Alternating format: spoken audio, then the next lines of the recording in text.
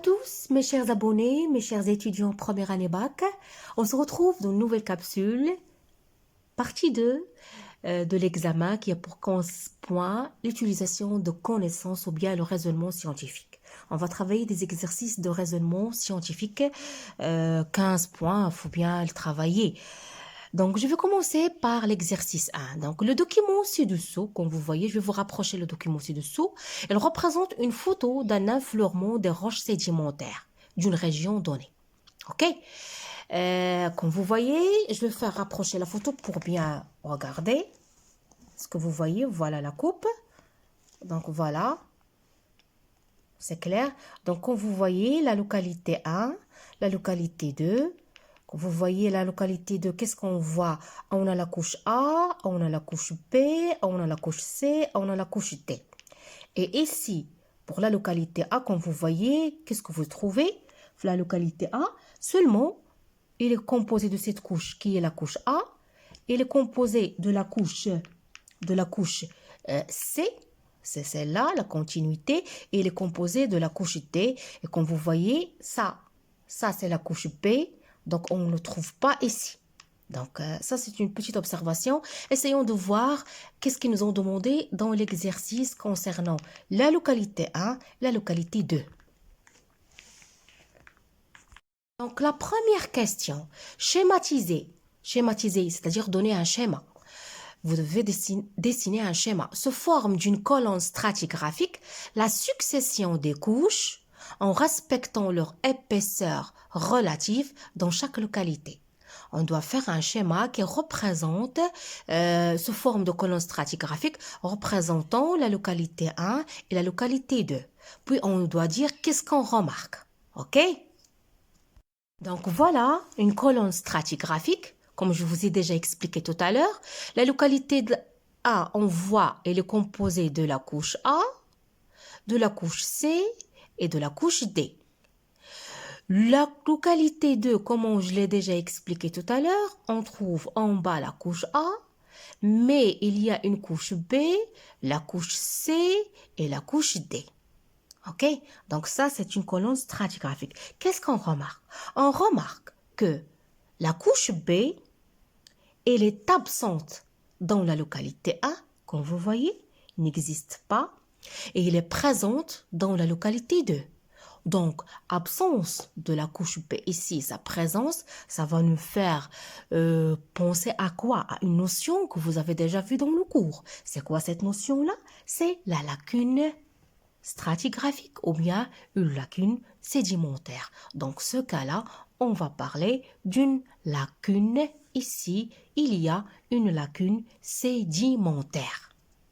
La deuxième question, mes chers étudiants, ils nous ont demandé de faire la corrélation des couches sédimentaires, c'est-à-dire la relation, la liaison entre les couches sédimentaires dans ces deux colonnes stratigraphiques et de donner les principes stratigraphiques appliqués. Selon cet exercice-là, quels sont les principes parmi les 5 principes que vous connaissez?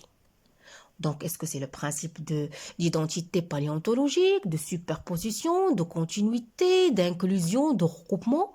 Vous avez une idée, après les données de cet exercice-là, quels sont les principes qu'on doit appliquer? Pour faire une corrélation, vous aurez besoin d'un crayon ou d'une règle. Donc, on va faire la corrélation de la couche A et la couche A. La couche A de la localité A et aussi dans la localité 2. Qu'est-ce qu'on cherche? On cherche le lit, voilà le lit de la couche, voilà. Et le sommet, le toit, voilà le toit. On va faire la corrélation. Donc, on a fait maintenant la corrélation de la couche A qui se trouve dans la localité 1 et de la couche A qui se trouve dans la localité 2. B, il n'y a pas de corrélation parce que B, elle est absente dans la localité 1. Je vais chercher C. C, regardez avec moi. Toujours, je cherche le toit, c'est-à-dire les limites de la couche, les jointes de stratification de la couche. Elle est limitée par un toit et elle est limitée par la base, le sommet et la base. Donc, voilà. Ici, le lit de la couche, celle de C, voilà le toit de la couche C et je fais des pointillés pour montrer la corrélation. Regardez, je vois, est-ce que c'est clair? Très bien. Qu'est-ce qu'il me reste? Il me reste la couche D, voilà. la base, voilà le sommet. C'est ça, faire la corrélation des couches sédimentaires dans les deux colonnes stratigraphiques. Donc, à votre avis, ils nous ont demandé de déterminer les principes stratigraphiques appliqués. Quels sont les principes? Est-ce que on peut, dans cet exercice-là, on a parlé d'un principe d'inclusion? Non. Principe de recoupement? Non. Principe d'identité paléontologique? Est-ce qu'ils ont parlé de fossiles? Non. Donc, on va éliminer ces trois principes. Donc, les principes appliqués dans cet exercice, c'est le principe de superposition et le principe de continuité. C'est clair? Passe à l'exercice 2, toujours les exercices de raisonnement scientifique. Une étude géologique a été menée dans 4 localités A, B, C, D, ok, d'une même région. Une colonne stratigraphique a été réalisée dans chaque localité, dans chaque région, dans chaque localité d'une même région. Les couches sédimentaires de 1 à 6 sont représentées de bas en haut, de la plus ancienne à la plus récente, en appliquant le principe de superposition. La couche 0 est un socle ancien sur lequel reposent les couches sédimentaires. Donc voilà, comme vous voyez, je vais faire rapprocher la photo, c'est clair. Donc vous avez vu les différentes localités d'une même région, localité A, localité B. Attendez, je vais prendre mon crayon pour vous expliquer. Vous m'excusez, le livre, il est un peu lourd. Donc voilà, c'est bon. Ici, c'est la localité A. Ici, c'est la localité B. Ici, c'est la localité C. Ici, c'est la localité D. Donc, chaque localité, elle est formée de couches. Et les couches, elles sont disposées sur, selon les données de l'exercice, sur un socle ancien. Voilà le socle ancien 0, ici, qui est en gris. Donc, si je vois la localité A, elle est formée de 6 couches. Et chaque couche, ils ont donné une coloration parce que, voilà, on a quoi? On a une légende. Donc, vert, ça signifie, il est constitué de flysch. 2, il est constitué de calcaire à ammonite. La couche 3, elle contient le marne à gypse. La couche 4, elle contient le calcaire argileux. La couche 5, calcaire gréseux, et ainsi de suite. Et aussi, ils nous ont donné, comme vous voyez, ils nous ont donné l'âge des couches. Cambrien, Jurassique, Crétacé inférieur, Crétacé, supérieur, le début du tertiaire, le fin du tertiaire. Donc ça, j'ai fait avec vous une lecture de documents avant de passer aux questions. Vous voyez, la couche B est formée de 5 couches, la localité B de 5 couches, la localité A elle est formée de 6 couches, la localité C elle est formée de 2 couches, 4 à 5, ici elle est formée de 1, 2, 4, 1, 2, 3, 4 couches, Ici, la localité C elle est formée de 2 couches, la localité D elle est formée d'une seule couche. Ok? On passe l'énoncé d'exercice. La question A. Déterminer pour chaque colonne stratigraphique l'âge de la couche qui repose. L'âge de la couche qui repose directement sur le socle, sur la couche 0. Donc, on va déterminer l'âge de la couche qui repose sur la couche 0, sur le socle. Si vous voyez avec moi, mes chers étudiants, ici, la localité 1, on a la couche 1 qui est en vert. Quel est l'âge de cette couche-là? Je vais revenir à ma légende.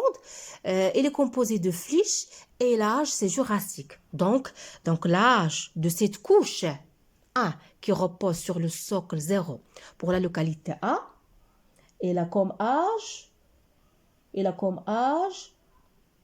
c'est l'âge jurassique. Si je passe à B, la même chose, je trouve c'est 1. C'est flysch, c'est jurassique. Donc, c'est le même âge. Lorsque je passe à la localité C, qu'est-ce que je vois? Je cherche la couche 4. Vous voyez? La couche 4, elle est là. Elle est formée de calcaire argileux. Quel est l'âge? Crétacé supérieur. Donc, Crétacé supérieur, c'est l'âge de la couche. Lorsque je passe à la localité D, comme vous voyez la couche 4, c'est aussi Crétacé supérieur. Voilà, c'est Crétacé supérieur. Donc maintenant, j'ai répondu à la question 1 en déterminant l'âge de la couche qui repose directement sur la couche 0 sur le socle. On passe à la deuxième question. La deuxième question, comparer les colonnes des deux localités B et C. On doit comparer ces deux colonnes stratigraphiques des deux qualités B et C et donner le nom du phénomène géologique mis en évidence. Donner le nom du phénomène géologique mis en évidence. Proposer une hypothèse explicative de ce phénomène. On doit faire une comparaison entre la colonne de localité B et la colonne de localité C. Donc, comme vous voyez, regardez, attendez, oui, la localité B, la localité C. Donc la localité B, qu'est-ce qu'on a? Il est formé de combien de couches? Je compte 1, 2, 3, 4. Il est formé de 4 couches. La couche 1, la couche 2, la couche 4, la couche 5. 4 couches. La localité C, elle est formée de 2 couches. J'en ai la couche 4 et j'en ai la couche 5. Oui, elle est formée de 2 couches, 4 et 5, qui reposent sur le socle 0. Donc, qu'est-ce qui manque dans cette localité C? Il manque, on a des couches qui manquent. On manque la couche 1 et la couche 2. Si je la compare à la localité B, parce que la couche 1 et la couche 2, il existe dans la localité B, mais elle est absente dans la localité C. Point de semblance entre eux, أوجه التشابه بيناتهم. هنا عندي la couche 4, la couche 5, ici la couche 4, la couche 5. Mais ici, j'en ai pas. لا توجد الطبقة 1 ولا توجد الطبقة 2. إذن بماذا سنسمي هذه الظاهرة? Quel est le phénomène qui a été mis en évidence selon cette comparaison-là? On a absence une couche qu'on va nommer ce phénomène mis en évidence, c'est une lacune stratigraphique. Donc, ils nous ont demandé de définir, de nommer ce phénomène-là et de donner une hypothèse explicative. Donc, quelle est l'hypothèse que vous pouvez représenter pour expliquer l'absence de la couche 1 et l'absence de la couche 2 dans la localité C? Comment je vais expliquer ça, l'hypothèse que je peux représenter, mes chers étudiants? L'absence de dépôt dans la localité C, dans cette localité C, durant la période jurassique crétacé inférieur et moyen, vu à quoi? Dû à l'érosion des deux couches.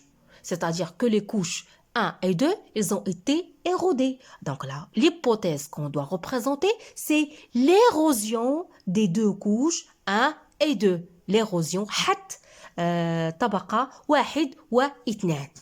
La question 4. Déterminer le milieu de dépôt, c'est-à-dire le milieu de sédimentation des couches 2, 3 et 6. Justifiez votre réponse. La couche 2, 3 et 6. Je vais revenir à ma légende. La couche 2. La couche 2, si vous voyez, mes chers étudiants, elle est formée de calcaire à ammonite. Elle est formée de calcaire à ammonite. Donc, la couche 2, elle est de nature calcaire à ammonite. Donc, son milieu de dépôt, ça va être un milieu marin profond. Un milieu marin profond. Donc, vu qu'on a calcaire à ammonite, le milieu de dépôt, le milieu de sédimentation, c'est un milieu marin profond. La couche 3. La couche 3, j'en ai le marne à gypse. Où peut-on trouver le gypse? On a déjà vu ça. Couche 3, elle est de nature marne à gypse. Son milieu de dépôt, où on trouve le gypse, c'est un milieu lagunaire, dans le lagon. On a vu les évaporites. Parmi les évaporites, on trouve le gypse. Donc, c'est un milieu lagunaire. Je passe à la couche C. La couche 6. 6 ou 6. Je trouve l'argile. La couche 6, elle est de nature argile à gastéropodes continentaux. Donc, voilà le mot qui indique. Vous devez faire attention. Dans l'examen, mes chers étudiants, parfois, vous trouvez des indices qui vont vous aider à trouver la réponse. Donc, ça, c'est le premier mot. Continentaux, donc, ce sera un dépôt continental, milieu continental. OK? On passe à la dernière question de notre exercice. Déterminer, à partir de la colonne A, la couche au début du cycle sédimentaire et la couche de la fin de cycle de ce cycle. Quelle est la couche au début du cycle sédimentaire et quelle est la couche de la fin du cycle sédimentaire. Selon ce qu'on a vu, la couche du début du cycle sédimentaire, c'est celle-là. C'est la couche des fliches. Et la couche de la fin de ce cycle sédimentaire, c'est celle-là. C'est la couche de marne à gypse. Donc, mon exercice touche à sa fin, mes chers étudiants. Je vais m'arrêter là. J'espère que vous avez bien saisi ces deux exercices-là. Je vous donne rendez-vous à la séance prochaine, Inch'Allah, pour corriger avec vous d'autres exercices de raisonnement scientifique. Abonnez-vous à ma chaîne, laissez-moi beaucoup de commentaires, je vous adore.